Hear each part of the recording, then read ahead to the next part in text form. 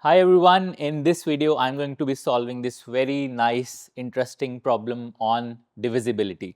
Here's what it says. How many positive integers x less than or equal to 10,000 are such that the difference 2 to the x minus x square is not divisible by 7? So x is an integer that's less than or equal to 10,000 and 2 to the x minus x square is this expression that we want to be not divisible by 7. So we have to find how many values of x is this not divisible by 7. So as in such counting problems, it's often easier to find the complement of what is being asked for. So in this case, they are asking you to find how many values for which this is not divisible by 7. So let's instead find the complement. Let's find the values of x for which this is divisible by 7, and then we will just subtract that number from 10,000 and we will get our answer. So how will this be divisible by 7? How will this difference be divisible by 7? It will be divisible by 7 if both this number 2 to the x and x square have the same remainder if divided by 7. So let me give an example. So let's take two numbers that have the same remainder when divided by 7. So for example, if I take 16, which has a remainder of 2 when divided by 7, and if I take 9, which has a remainder of 2 again when divided by 7, the difference will be divisible by 7, because if you take the difference 16 minus 9, you will get 7, which is obviously divisible by 7.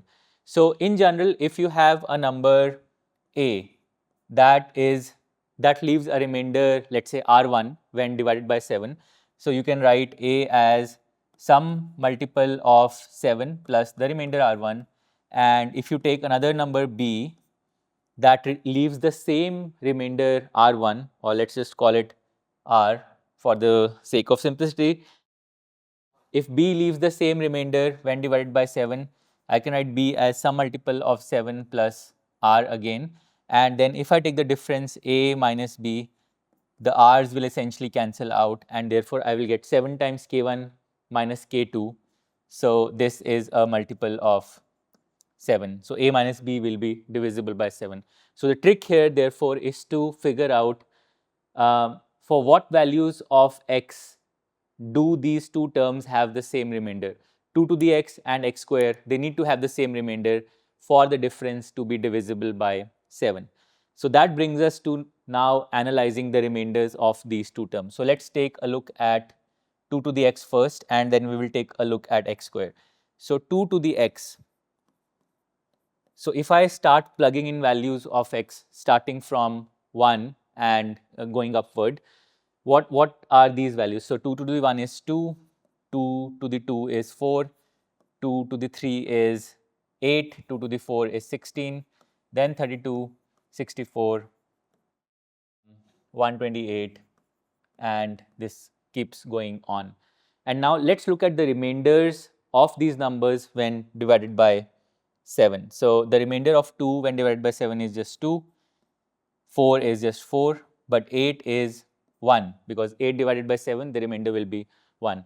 What about 16? So 16 divided by 7, the remainder will be 2, 32 divided by 7, the remainder will be 4, and 64 by 1, the remainder will be 1. And then 128 will again be 2, because 126 is a multiple of 7, and so on. So if you notice this pattern here, you will find that this cycle 2, 4, 1 starts to repeat. So 2, 4, 1 is the cycle of remainders in this case, and you can actually verify this. You can actually verify that if you increment x by 3, if you take any value of x and then increment it by 3, the two numbers that you get, so if you have 2 to the x and you make this x plus 3, 2 to the x plus 3, and you take the difference, you can actually verify that this difference will be a multiple of 7, because these two have the same remainders. And that I will leave to you as an exercise. Prove that this minus this is actually going to be a multiple of 7. But anyway, if you look at the remainders, we can directly conclude from the pattern that the cycle of remainders is 2, 4, 1, 2, 4, 1, and so on. And now let's take a look at x square. So if I have x square, starting x equal to 1, I will just plug in the values. So I get 1, 4, 9, 16, 25, 36, 49, 64, and so on. So this is the sequence of perfect squares. And now let me take a look at the remainders when divided by 7. So 1 divided by 7, the remainder is 1. For 4, it's 4. For 9, it's 2. For 16, it's 2 again. For 25, it's 4. For 36, the remainder is 1. For 49, it is 0. And then for 64, it will be 1. And do we see a pattern yet? So 1, 4, 2, 2, 4, 1, 0. So not really. So let me just go a little bit further. So 64, after that is 81, then 100, then 121, and so on. So let's look at these remainders. So 81 by 7 would be 4.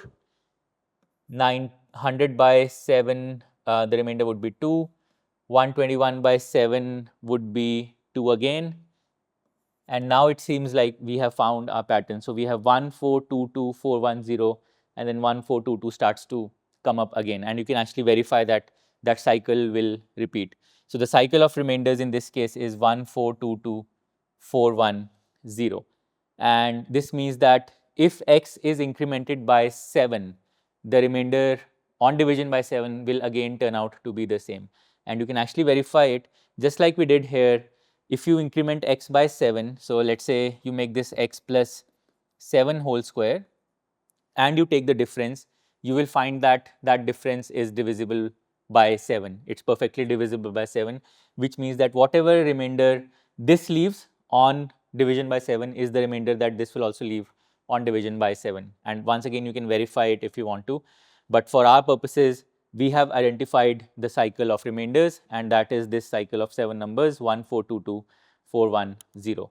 So now let me put the two cycles together. So the first cycle of remainders for 2 to the x, the cycle of remainders is 2 for 1, and it's a cycle of 3. And for the second one, which is x square, the cycle is a cycle of 7, which is 1, 4, 2, 2, 4, 1, 0. So if I look at the cycles in combination, what will be their frequency? After how many numbers or after how many repetitions would this combination repeat? For that, I'll have to look at this cycle length, which is 3, and this cycle length, which is 7, and their LCM, their lowest common multiple, is 21. So if I take 7 cycles of this and 3 cycles of this, so let me just write that out actually.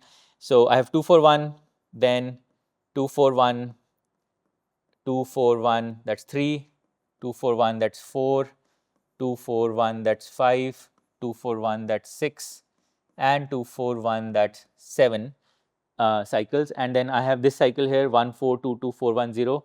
Let me write another repetition 1, 4, 2, 2, 4, 1, 0. So 1, 4, 2, 2, 4, 1, 0, and then 1, 4, 2, 2, 4, 1, 0. And I'm also going to highlight the cycles.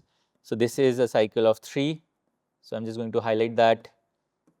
So cycle of 3 and 7 repetitions of this. And then I have in the second sequence, I have a cycle of 7. So 1, 4, 2, 2, 4, 1, 0. And then 1, 4, 2, 2, 4, 1, 0. And then 1, 4, 2, 2, 4, 1, 0. So I have put these and these together to get this block of 21. So this block of 21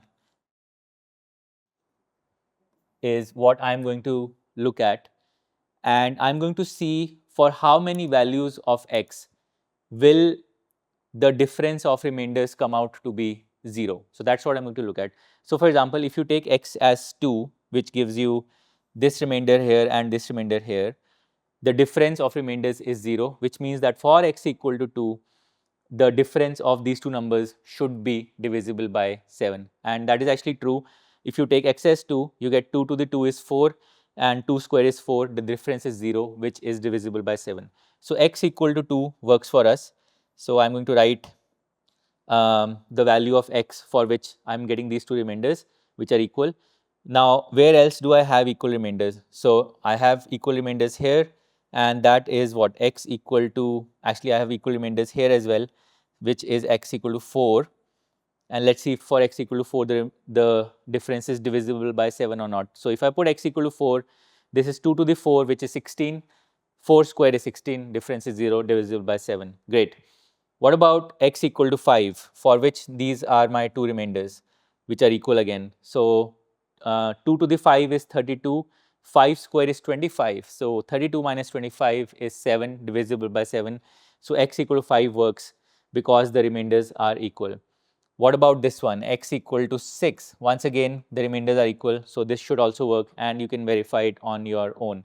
So let me see where else I'll have equal remainders. So I'll have equal remainders here, which is x equal to 10,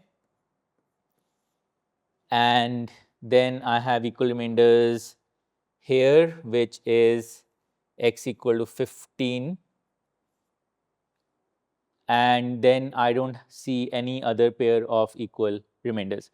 So there are 6 values of x in this first block. There are 6 values of x in this first block of 21 for which I get equal remainders, and therefore I get the difference to be divisible by 7. Those 6 values of x are 2, 4, 5, 6, 10 and 15. Now here's the cool thing. Why did I analyze this as a block? Because now if I take the next block of 21 values of x, and I look at the remainders, the same behavior of remainders will repeat. In the next block of 21, I will again get 6 values of x that will give me equal remainders, and therefore that will give me the difference to be divisible by 7. So all I need to do now is now I need to check how many blocks of 21 are there in my original number 10,000 that I need to look for. So I need to look for x up till 10,000. So 10,000 divided by 21, how much is this? So 10,000 divided by 21 is 476, and there is going to be a remainder of 4. So let me write it like this. So quotient of 476 and remainder of 4, which means that up till 10,000, up to 10,000, there will be 476 blocks of 21 of this kind, and from every block I am going to get 6 values of x for which my remainders will be equal, and therefore the difference will be divisible by 7.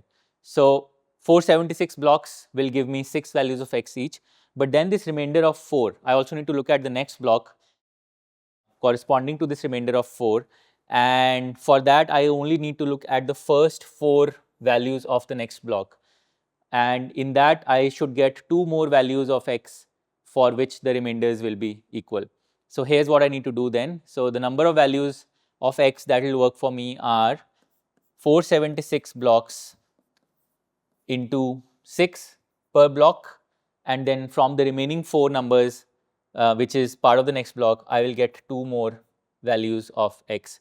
So how much is this? So 476 times 6 is 2400, and 420 to 28, 20, and so 2856 plus 2. So that is 2858.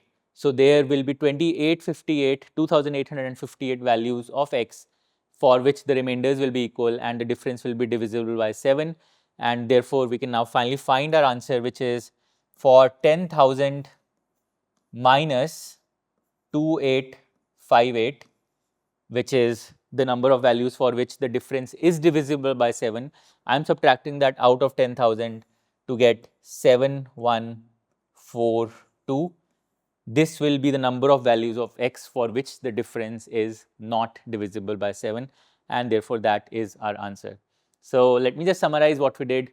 It was a straightforward exercise in looking at the remainder cycle. So we saw that for 2 to the x, the remainder cycle is 241, 241, 241, a cycle of 3.